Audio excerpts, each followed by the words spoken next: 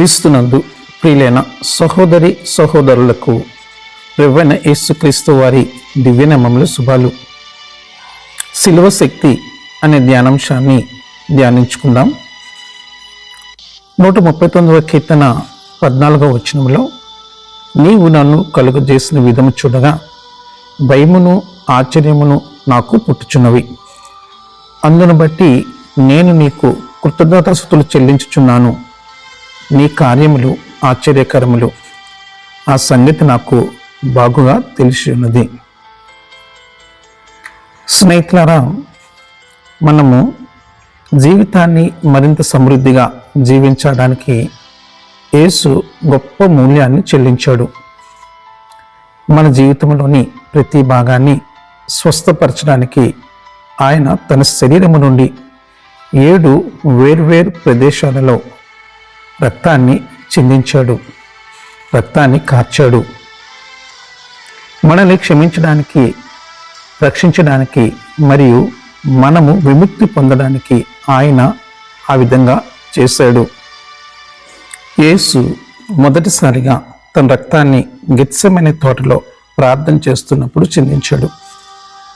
Bible ఇలా చెప్తుంది, ఆయన చెమట రక్తపు బిందువుల వలె మారింది. యేసు నీ చిత్తాన్ని స్వస్థపరిచేందుకు రక్తము కార్చాడు. లూకా సువార్త 22వ అధ్యాయము 42వ వచనంలో, ఆయనను నా ఇష్టము కాదు నీ చిత్తమే సిద్ధించునుగాక అని ప్రార్థించెను. ఈ లోక కోరికలు మనల్ని నిరాశకు గురిచేస్తాయి మరియు విరిగిపోయేలా చేస్తాయి. అయితే మనము మన జీవితాన్ని క్రీస్తుకు ఇచ్చి మన జీవితంలో ఆయన కోరుకున్నప్పుడే మనము మన జీవితాన్ని పూర్తిగా జీవించడము ప్రారంభిస్తాము. మనము యేసులో ఉండాలని మరియు మన ఉద్దేశపూర్వక జీవితాన్ని గడుపుతున్నప్పుడు ఆయన నడిచిన విధంగా మనము నడవాలని కోరుకుంటాడు. రెండవసారి యేసు రక్తాన్ని చిందించింది వారు ఆయన గడ్డాన్ని గట్టిగా లాగినప్పుడు ఆయన ముఖము నుండి రక్తం కారింది. ఇది జరగడానికి 2000 సంవత్సరాల ముందు ప్రవక్త అయిన యెషయా దీనిని ఒక దర్శనంలో చూశాడు. యెషయా 53వ అధ్యాయం 3వ వచనంలో, అతడు తృణీకరించబడిన వాడును, ఆయను మనుషుల వలన విసర్జించబడి వాడును, వ్యసనాక్రాంతుడుగాను వ్యాధి అనుభవించువాడుగాను మనుష్యులు చూడనలను వాడుగాను ఉండెను. ప్రజలు తమ ముఖాలను దాచుకునే వ్యక్తిలాగా ఆయన తృణీకరించబడ్డాడు మరియు మేము ఆయనను తక్కువ గౌరవించాము. వారు ఆయనను కొట్టి గుర్తుపట్టలేనంతగా ఆయన గడ్డాన్ని లాగివేశారు. మీ స్వీయ ప్రతిరూపాన్ని నయం చేయడానికి యేసు ఈ 2వసారి రక్తాన్ని కార్చాడు.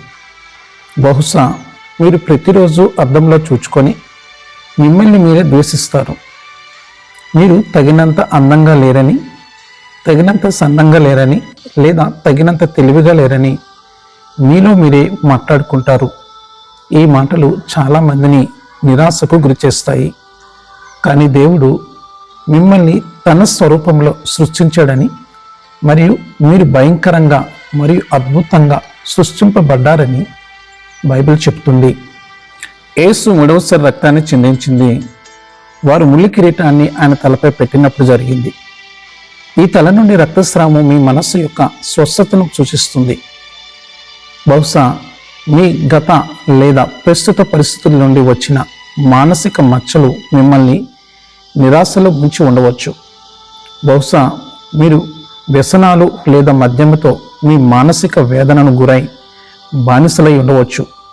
బహుశా మీరు మీ జీవితాన్ని నిరంతరము భయంతో లేదా మీ భవిష్యత్తులో ఏం జరుగుతుందో అని ఆందోళన చెందుతూ ఉంటారు.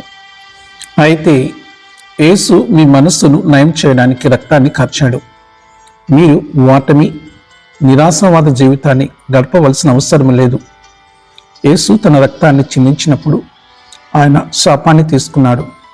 ముళ్ళు శాపాన్ని సూచిస్తుంది మరియు దుర్వినియోగము, అత్యాచారము, గాయము, మరియు శత్రువు మీకు చేయడానికి ప్రయత్నించిన ప్రతి భయంకరమైన విషయము నుండి మీ మనసును నయము చేయడానికి ఆయన తన రక్తాన్ని చిందించాడు.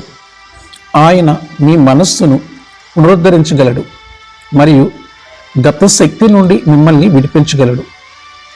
మరియు ఆయన ఆశ్చర్యకరుడు, ఆలోచనకర్త, బలవంతుడైన దేవుడు, నిత్య తండ్రి, సమాధానకర్తయగు అధిపతి అని పిలువబడును. 4వసారి ఆయన రక్తస్రావం ఆయన వీపు నుండి జరిగింది. యెషయా 53:5 ఇలా చెప్తుంది, మన అతిక్రమములను బట్టి అతడు గాయపరచబడెను, మన దోషములను బట్టి నలుగుగొట్టబడెను, మన సమాధానార్థమైన శిక్ష అతని మీద పడెను, అతడు పొందిన దెబ్బల చేత మనకు స్వస్థత కలుగుచున్నది. యేసును కొరడాలతో కొట్టారు మరియు మన శరీరాన్ని స్వస్థపరచడానికి ఆయన వీపు నుండి మాంసము చీల్చబడింది. ఆయన దెబ్బల ద్వారా మనకు స్వస్థత పొందామని మనం ఈరోజు ప్రకటించవచ్చు.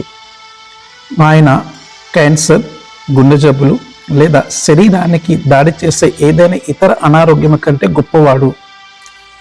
ఆయన చేతుల్లో మేకులు కొట్టినప్పుడు ఆయన 5వసారి రక్తస్రావం జరిగింది. ఇది మన పనిని బాగు చేయడానికి దేవుడు మన చేతుల పనిని ఆశీర్వదించాలని కోరుకుంటున్నాడు. మనము జీవనోపాధి కోసం చేసేది ఆధ్యాత్మికం కాదని మనము అనుకోవచ్చు. కానీ యేసు సిలువను మోసినప్పుడు అక్కడ ప్రజలు పనిచేసేవారని ఆయనకు తెలుసు.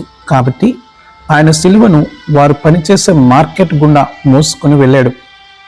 నేడు ఇప్పటికే ఉన్న మన లౌకిక మార్కెట్కు మరియు మన దైనందిన జీవితంలోని సిలువను తీసుకువెళ్ళాలని కోరుకుంటున్నాడు. మనము చేసేది ముఖ్యం. మనము ఉన్న చోటనే ఆయన మన కోసం ఒక లక్ష్యము మరియు నియామకాన్ని కలిగి ఉన్నాడు. మనము అర్థవంతంగా మరియు తన ఉద్దేశాన్ని ఇవ్వడానికి ఆయన రక్తాన్ని కార్చాడు. ఆయన మనల్లో ప్రతి ఒక్కరికి ప్రతిభ మరియు వరాలను ఇచ్చాడు. మరియు మన చేతులు ఉత్పత్తి చేయగలది ఏదో ఒకటి మన వద్ద ఉంది. అది మంచి కోసం కాబట్టి ప్రజల జీవితాలను తప్పకుండా తాకుతుంది. యేసు రక్తస్రావమైన 6వ ప్రదేశం ఆయన పాదాల నుండి. ఇది మీ నడకను బాగు చేయడానికి. మీరు మీ గతాన్ని దాటి వెళ్ళలేరని ఎవరు మీకు చెప్పనివ్వకండి. మీరు ఆ గత వ్యసనము నుండి దూరంగా నడవవచ్చు. మీరు ఆ విషపూరిత సంబంధాన్ని దాటి వెళ్ళవచ్చు. మీరు మళ్ళీ ఆనందాన్ని పొందవచ్చు మరియు ప్రియమైన వ్యక్తులను కోల్పోయిన తర్వాత కూడా జీవించవచ్చు. మీరు భరిస్తున్న వేధింపుల నుండి విడుదల పొందవచ్చు. మీ తలపై ఉన్నదంతా ఆయన పాదాల క్రింద ఉంది మరియు దాని నుండి బయటకు వెళ్ళడానికి ఆయన మీకు శక్తిని ఇస్తాడు. చివరిగా యేసు రక్తస్రావం చేసిన 7వ స్థానము ఆయన ప్రక్క వైపు నుండి వచ్చింది. శతాధిపతి ఆయన ప్రక్కను పొడిచాడు. రక్తము మరియు నీరు బయటకు వచ్చాయి. ఆదాము కథలో దేవుడు ఆయన ఒంటరిగా ఉన్నాడని చూసి మనిషి ఒంటరిగా ఉండటం మంచిది కాదు అని తలచి అతనికి భార్య మరియు కుటుంబము అవసరము కాబట్టి దేవుడు ఆదామును నిద్రపుచ్చి అతని ప్రక్కను తెరిచి చెయ్యి చాపి ఒక ప్రక్క టెమకు బయటకు తీసి ఒక స్త్రీని సృష్టించాడు. యేసు తన ప్రక్క నుండి రక్తస్రావం చేసినప్పుడు మన కుటుంబాల స్వస్థత కోసము ఆయన రక్తాన్ని కార్చాడు. ఆయన మీ వివాహాన్ని మరియు మీ పిల్లలతో మీ సంబంధాన్ని స్వస్థపరచగలడు. యేసు పునరుద్ధరించలేనిది మీ కుటుంబంలో ఏమీ లేదు. ఆయన శాంతికి రాకుమారుడు, ప్రిన్స్ ఆఫ్ పీస్ మాత్రమే కాదు, ఆయన ప్రిన్స్ ఆఫ్ పీసెస్, ముక్కల యువరాజు. కొన్నిసార్లు మీ ఇంట్లో మిగిలి ఉన్నదంతా విరిగిన ముక్కలే, అయితే యేసు వాటిని తిరిగి కలపగలడు. దైవాశీస్సులు. ఆమెన్.